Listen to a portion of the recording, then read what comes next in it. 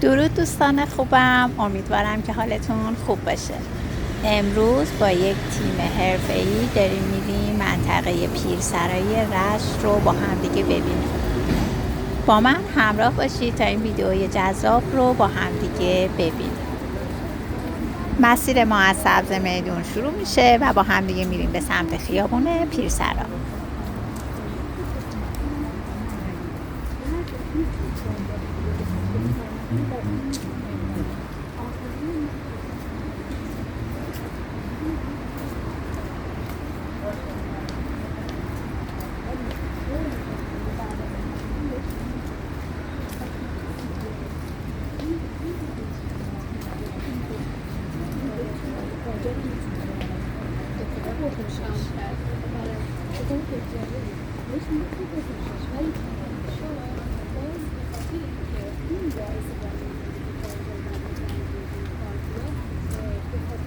در اینجا تندیس آقای اکبر رادی رو میبینیم که یکی از نمایشنامه نویسان بزرگ ایرانن و پدر نمایشنامه نویسی نوین ایران محسوب میشن که در خیابون پیرسرا سکونت داشتن.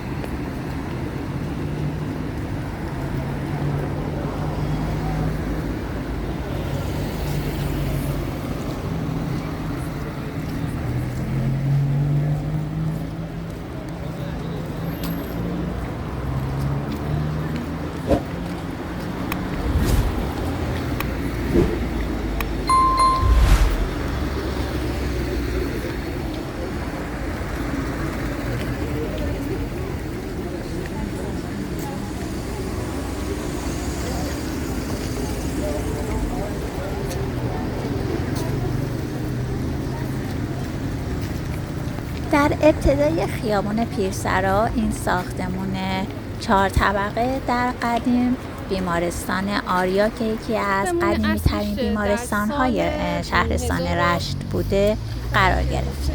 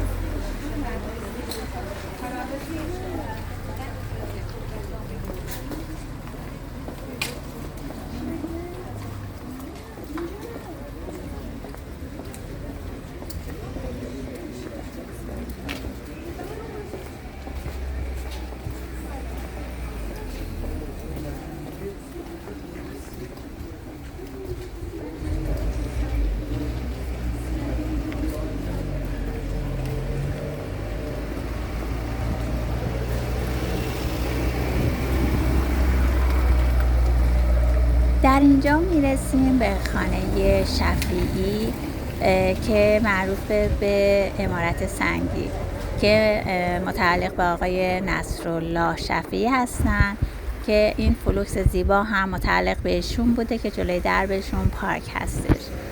و در قدیم در بالکن طبقه بالا مکتب خونه بوده و در حال حاضر هم در داخلش سکونت دارن.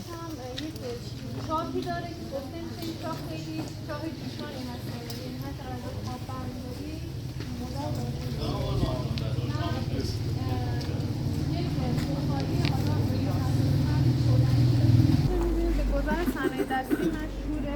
در قدیم صنایع دستی مصرف نبود، خراطی می‌کردن. خراطی می‌کردن و الان فقط انسان دو تا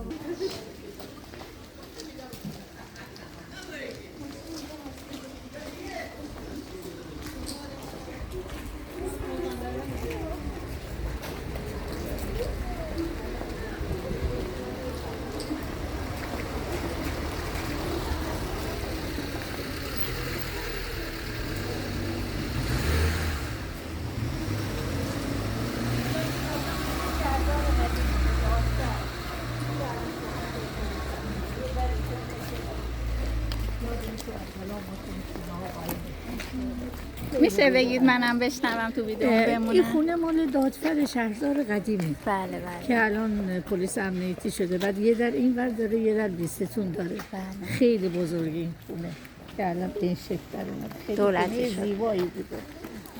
مرسی. آره. من کنار شما باشم توضیحات رو من بدید.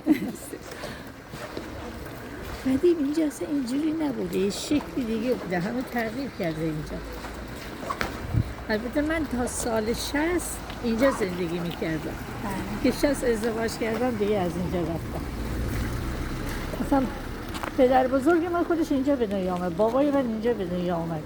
بابای من سن 75 سالگی فوت کرد. همون زمان که فوت کرد 70 سال داشت. آره. آره این هم قدیمیه.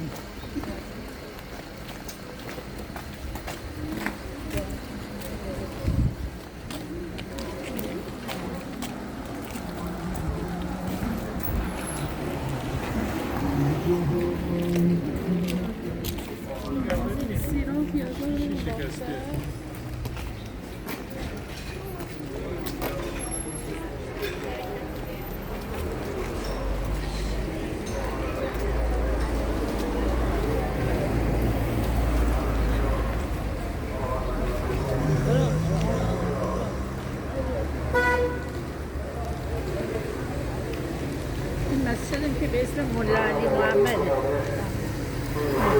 خیلی قدیمیه.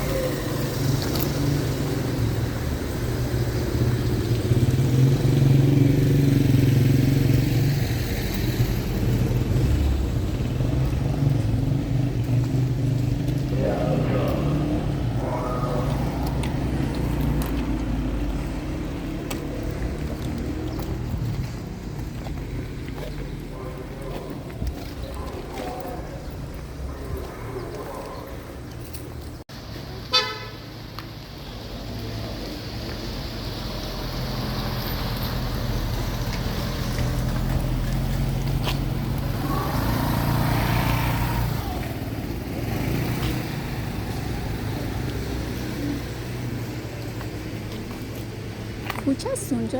بله بنبست. چرا؟ از اون ور بگیر.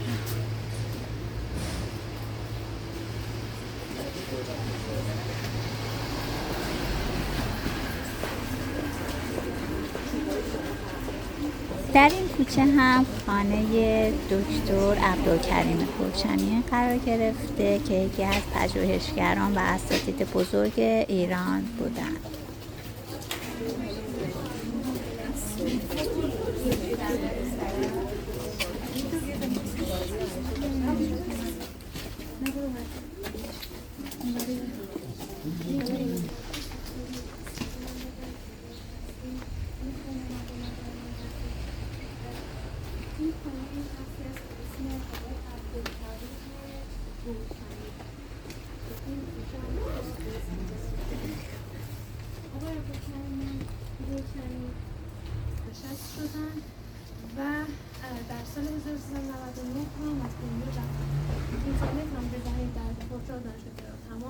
مقالاتش، کتابهاش در اونجا موجوده. حالا ایشون پدرشون در بازار حجره کاغذ و مقوا داشتن، تجارت میکردن، اما در سال 1298 بازار آتیش میگیره، حجره ایشون آتیش میگیره، حجره ایشون به اضافه حجره همسایه رو منتقل میکنن به یک سرایی که بعدا مشهور میشه به سرای گلشن. برای ایشون هم که در متولد این محله و پیرسرا بودن. این خونه هم به همون شکل خریداری شد از شخص به اسم آقای پورسعید و بعد مالک جدیدشون یک جوان و هنرمند هستن که این خونه رو به اسم آقای امیر باقری که این خونه رو به همون شکل بازسازی کردن، به آجرها به چیزی دست نزدن، به همون شکل قدیمی رو حفظ کردن، فقط مرمتش کردن. تمام این راسته دور مغازه در بعد جزء این خونه بود که کم کم دیگه رطوبات قاجاری داشت. اسمشون رو چی بود؟ عبدالکریم پورسعید. اسمشون رو بهتون نشون میدم بس.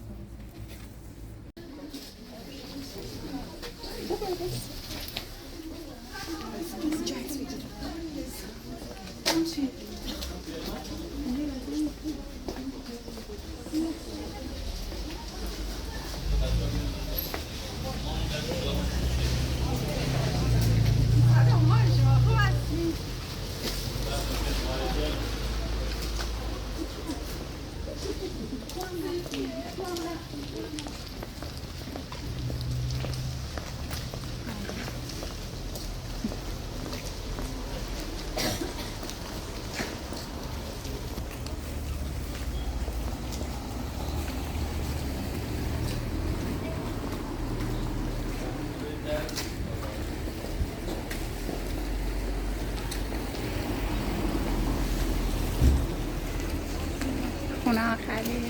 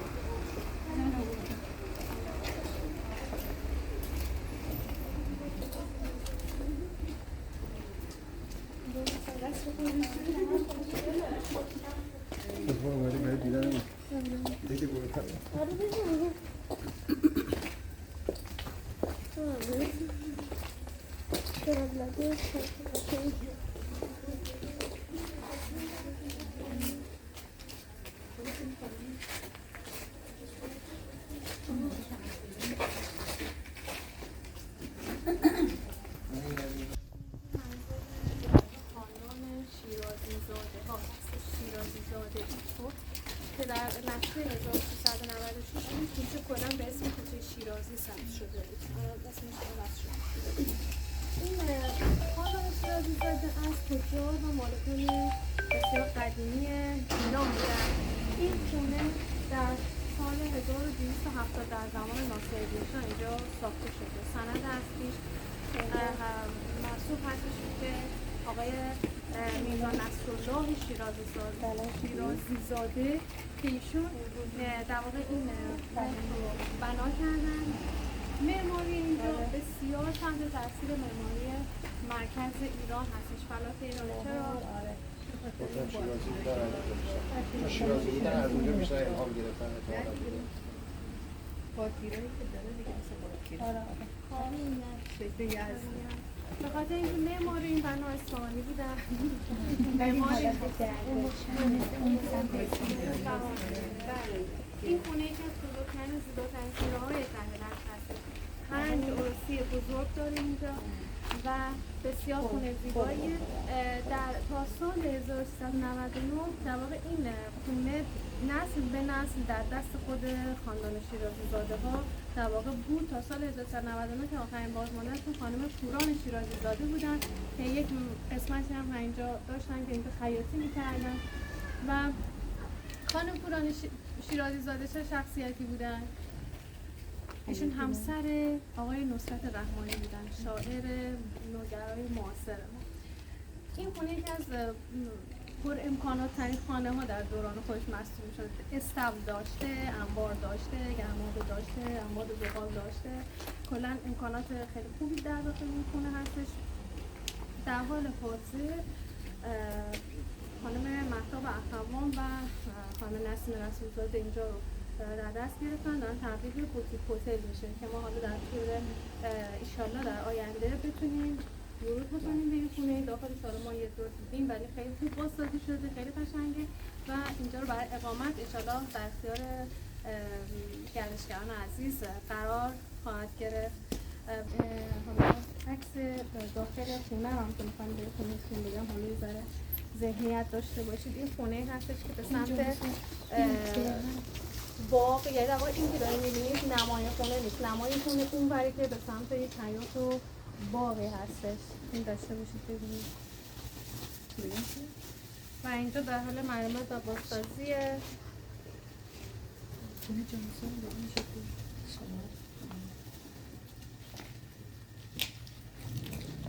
ویژگی‌های تمام خونه‌های گیلان سقف و سفال‌پوش هم و این دو تا کش خوشگلش هم اونجا هست. ببینید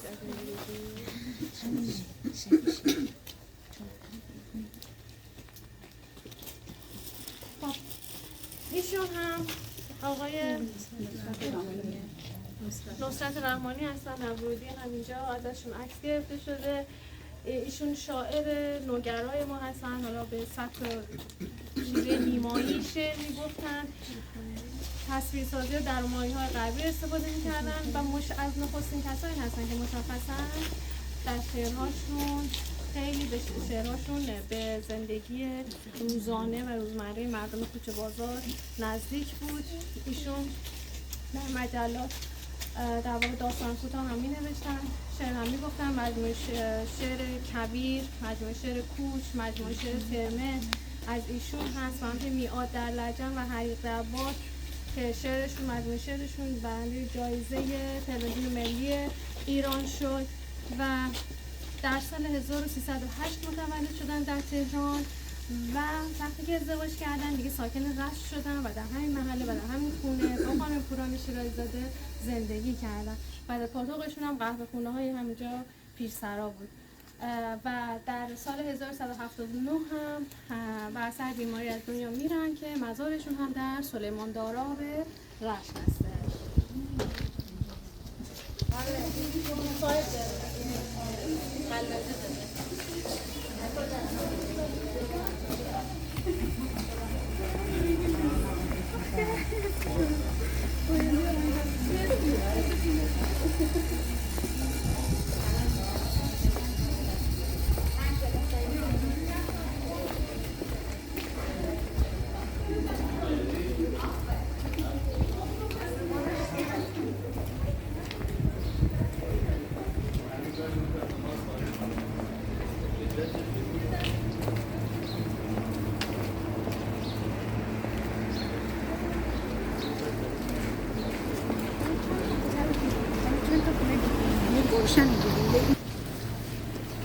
پس این سومین خونتونه که بله دیدیم. بله.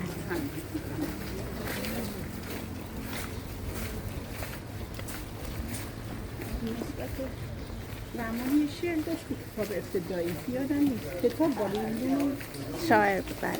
اینم شاعر بود، اسمش شعرشون بود.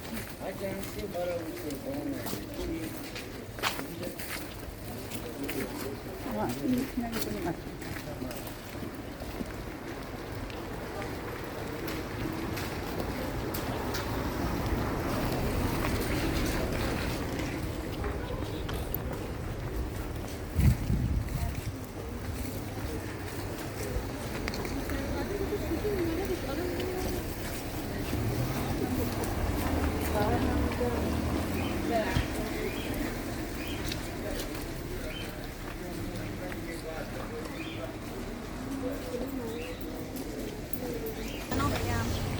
ببینید منطقه شهر یک خانی داشت به اسم میرزا مهدی خان داسری.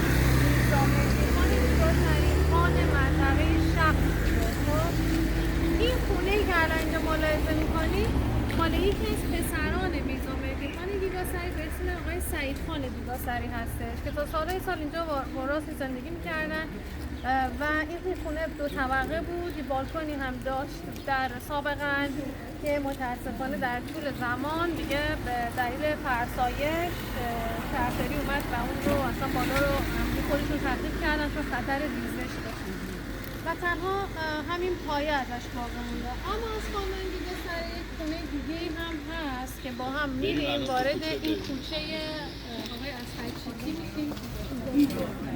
دیگاسری که ما از ایشون توی مغازه از ایشون سرا خریده که نوایی بربری اینم مدرسه دبستان ماست. اینم امارتی بودید که سابقا قبل اینکه سروش باشه حالا من طبق اطلاعات شفاهی که از این منطقه من کسب کردیم کنسولگری روس‌ها اینجا رفت آمد میکنن، یه بخشی از کنسولگری بوده و بعدها شده اداره نظمیه اینجا بوده، بعد تبدیل شد به مدرسه ابتدایی سروش که دخترانه بوده و بعد هم شد پسرانه بهار دانش. بله. اینجا ولی همچنان هم باقی الان چیه رو اصلا داخلش؟ الان هیچی، اما رو فکر می‌کنم مال همین متعلق هست به این پایین. حالا فعلا که من رفت آمدی ندیدم، اگه مسئولی هم باشه من اطلاعی ندارم.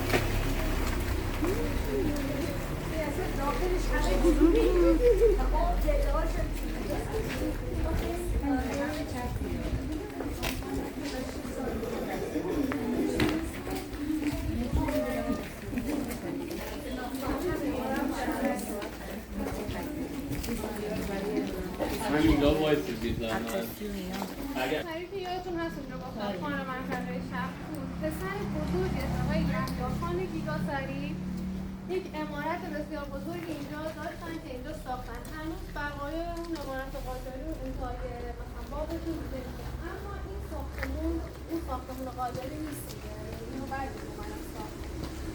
شالوده اصلی این برنامه سال 1312 مهندس سیما که ایشون مهندس بسیار چند من در ساختمان مسئول مهم هم توی رشت بودن، در دوره 1322 تا 25 شهردار رشت هم بودن.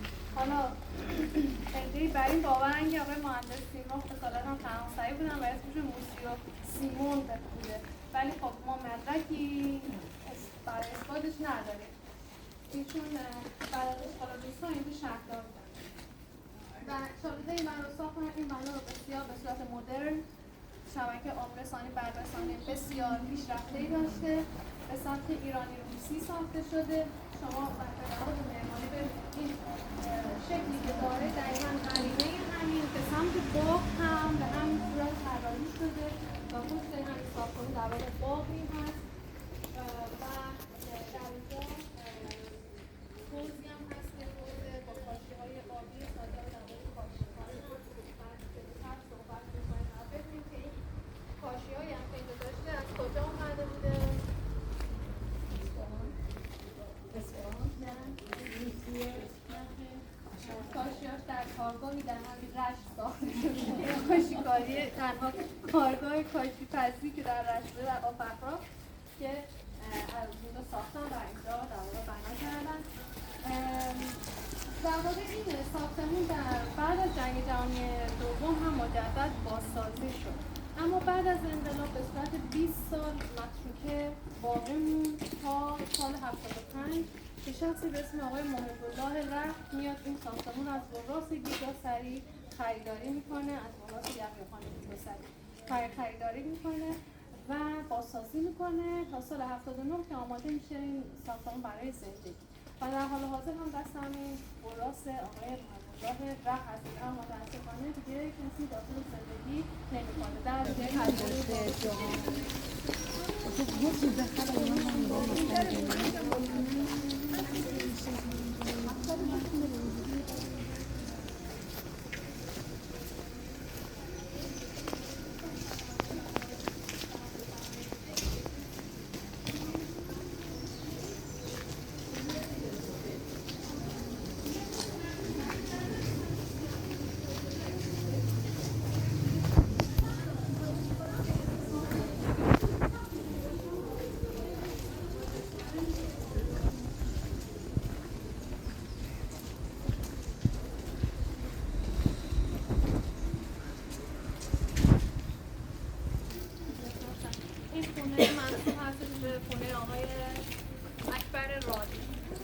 نمایشنامه‌نویس، پدر نمایشنامه‌نویسی مدرن ایران که در ابتدای طول سرویسش رو داشتیم در سطح میلیون. این خونه رو در واقع این درش متولد شدن 1318، اما آقای اکبر رادی تا کلاس 4 در دبستان عنصری هم اینجا تحصیل کردن، اما بعد پدرشون کارخونه قند و شکرریزی داشتن که متاسفانه ورشکست میشن. بعد از ورشکستگی دیگه این خونه رو میفروشن و به تهران مهاجرت میکنن و اینجوری میشه که این خونه در واقع دیگه به اسم آقای اکبر رادی در واقع نیست دیگه، در مالکین جدید داشتن.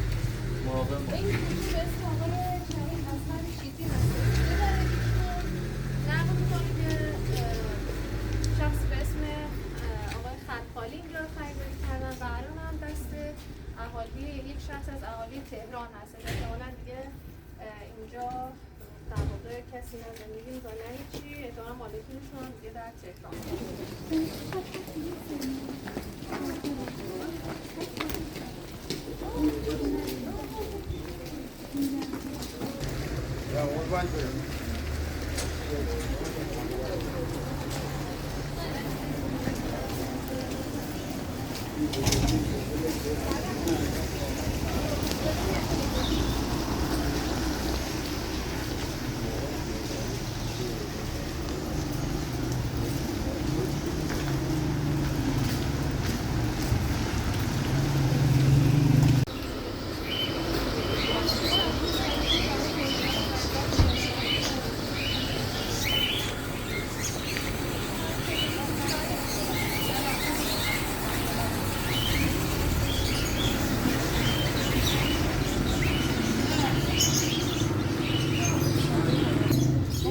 آقای انشایی که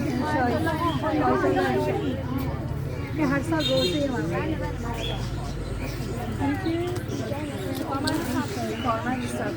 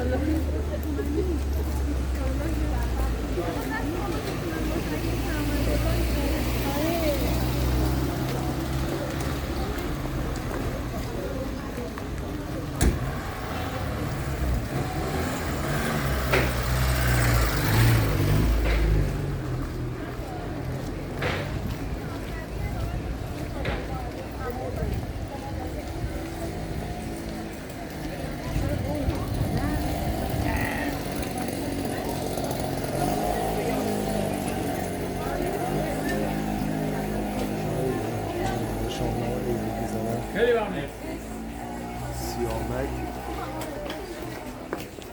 چقدر خوشگله اینجا. یکی آنچه هایی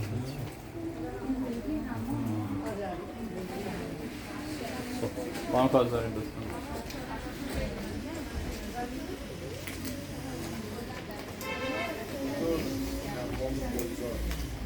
با ماشین ناییم. خب یه لحظه بچه سکوت کنید. خب مثلا تقریبا آخرین جایی هست که من توضیح دیدم، بعدش هم که خدمت خانم جلیلی هستیم.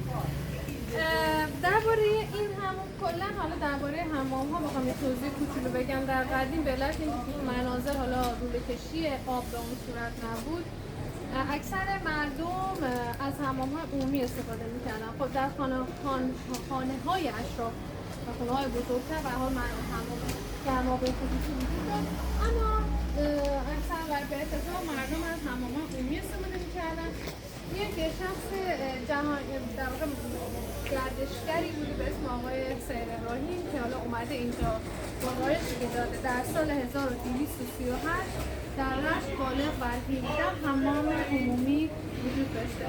در نقشه‌ای که اولین نقشه رشت رو که بهتون نشون دادم 1249 رشت داره 18 باب حمام بوده. طبق اون نقشه ما 18 باب حمام رو داشتیم. آقای رابینو در بچه راه برید دوستان ما بچه کاردار کنسولگری انگلیس بودن در سال 1296 1291 در کتابی که نوشتن جمعیت رشت بالغ بر 30,000 نفر بوده و رشت دارای 35 حمام عمومی بوده. بنابراین حمام در رشت بسیار زیاد بوده و در واقع بگم متداول بوده که مردم هم حمام‌های عمومی استفاده کنن. اما این حمام رو حمام گلزار اسمش هست و همونطوری که دارید از نقش‌هایی که روی کاشی هست و اون شعری که اونجا نوشته شده، یعنی اطلاعاتی که داریم از همین شعری که اینجا نوشته شده هستش که گفته این حمام در واقع در سال 1295 اواخر قاجار ساخته شده و عکس شاهی که دارید اینجا می‌بینید کدوم یکی از شاهان قاجار؟ احمد شاه قاجار و حمام احمد شاه هم معروف بوده. عکسی که دارید می‌بینید و این حمام در واقع توسط 3 نفر بانی ساخت این حمام بودن به اسم آقای باقر، حاج حسن و حاج عبدالله. طبق همین شعری که اینجا نوشته اطلاعاتی که داده و معمارش هم شخصی بوده به اسم آقای تقی. و همونطور که می‌بینید بخش منحصر به فرد این سردر کاشی‌هاش هستش و نقش‌هایی که روی این کاشی‌ها نقش بسته. در قدیم کاشی‌کاری‌ها و کاشی‌ها با توجه به اینکه چه بنایی دارن کاشی می‌کنن نقش‌ها رو طبق همون می‌کشیدن. مثلا اگه خونه بود، منظر مسکونی بود، نقش‌ها بیشتر میرفت به سمت طرح‌های گل مرغ و گل بلبل و اگه مثلا جای مذهبی بود، مساجد بود، نقش‌های کاشی‌ها میرفت سمت روایت‌های مثلا مذهبی.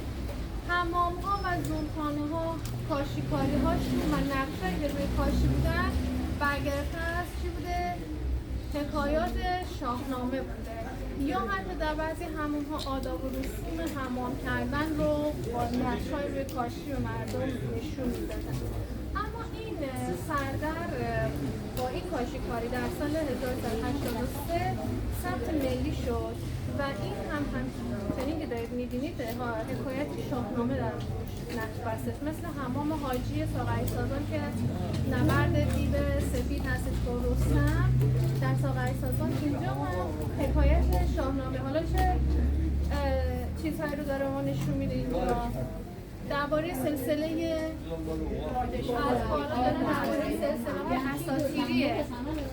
سلسله های اساطیری ما هستش. پیشدادیان هستن که با شروع در واقع پیشدادیان گفته میشه اولین سلسله دنیا محسوب میشن، جهان هستن و کیومرث اولین پادشاه جهان هستش و در واقع از تمام پادشاه ها رو اینجا نوشته و پیشدادیان گفته میشه مثلا پایتختشون در مازندران و حوالی آمل بوده و بله و حتی ترتیبش رو با همون ترتیب که از بالا اومده دارید می‌بینید. حالا من دقیق‌تر بهتون بخوام بگم کیومرث، هوشنگ و طهمورث، جمشید، ضحاک و فریدون که هوشنگ رو گفتن که پادشاه 7 کشور بوده و حالا جشن مهرگان هم هستیم که میگن که جشن مهرگان جشنی بوده که در واقع پایین کشیدن ضحاک بوده و به تخت نشستن فریدون و در زمان از زمان جمشید هم، حالا جمشید هم که اینجا خیلی کنم می‌بینید جمشید هم که ما عید نوروز رو داریم، شروع بهار و فروردین و عید نوروز رو در زمان جمشید من دونستن و همچنین بعد از حالا همینطور اومده پایین این سلسله و این افرادها رسیده به شخصی به اسم گرشاس آخرین پادشاه سلسله پیشداریان بوده و این قسمت ما می‌بینیم یک سلسله که دومین سلسله جهان هست به اسم کیانیان. کیانیان محدوده قلمروش در شرق ایران بوده، گفته میشه که پایتختشون در بلخ بوده. رضا کیانیان که همتون میشناسید زاده مشهد و به هر حال یک شخصیت‌های اساطیری پادشاهان اساطیری ما هستن و از اینها هم بخوام بگم که در کیقوباد، حالا از کیقوباد شروع شد، کیقوباد رو رستم به پادشاهی رسونده. در زمان کیکاووس بود که تراژدی مرگ سهراب به دست رستم اونجا حکایت شده و تا آخر که حالا اسکندر و داراب و کیقوباد و بقیه هستش و بعد گفته میشه که حالا بعد از این کیانیان مثلا اشکانیان و به این ترتیب داستان به نوعی روی این کاشی ها درک کردن. خب همونطور که گفتم این کاشی ها از کجا اومده؟ از کاشی در رشت. کاشی پسخانه تنها کاشی پسخانه رشت که در افغان توسط شخصی به اسم مشهدی یوسف کاشی ساز این کاشی ها ساخته می شده و بعد هم از به پسرانش منتقل شده آقای احمد و محمد کاشی ساز، اما دیگه تا اوایل پهلوی دیگه متاسفانه از فعالیت باز ایستاد و دیگه اون کاشی پسخانه از بین رفت و کاشی‌های بسیاری رو در همین رشت تولید شده، نواشی در سال 40 هم به دستور وزارت بهداشت دیگه حمام ها از حالت خزینه طور دیگه خارج شد و از ملزم شدن که حتما دوش بزن و همین خیلی از حمام ها جمله حمام ها همشون دارای دوش بودن. دستتون درد نکنه. مرسی ممنون. یه زن شوهر اصفهانی اجاره کردن. خانم اینجا دیگه داشت، شوهرش هم نمره. حمام بود دیگه زنان و مردم اینجا فعالیت. من دو تا خاطره براتون تعریف کنم. عمه خدا بیامرز من یه روز صبح زود میاد بعد از نماز میاد همون میکنه، میبینه خب یه عده‌ای هستن اینا، وقتی همومش تموم میشه میاد میبینه تازه در وا شده، صاحب همون تازه اومده. چه بودن اونا تو همون هم؟ آره ولی خب اون چون نماز میخونه اینا اصلا نترسیده. همون خانم بودن، همون جن بودن تا همون وقتی رفته بودن 6 صبح رفته بود همون. اینجا همیشه از آن صبح باز بود.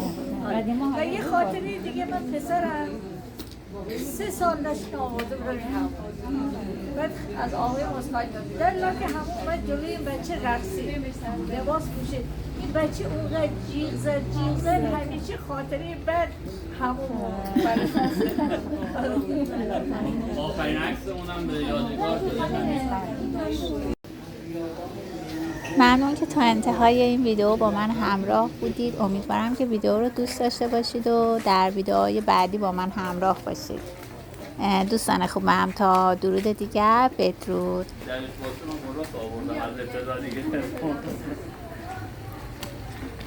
کجاست اینجا؟ خونه پدر بزرگ خانم جلیلی همین عزیزی که با ما بود.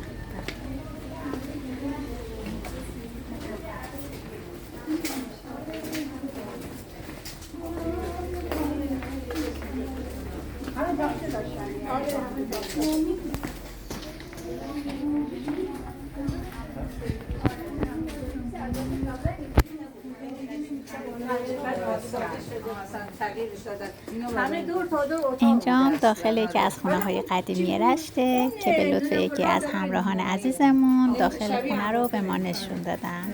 درد زدن که دومشون راحت شه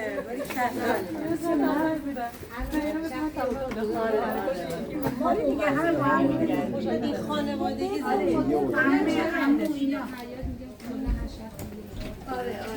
لطفا نظرات خودتون رو تو کامنت ها با من در میون بذارید و به من بگید که دوست دارید دفعه بعد کجا رو با هم ببینید.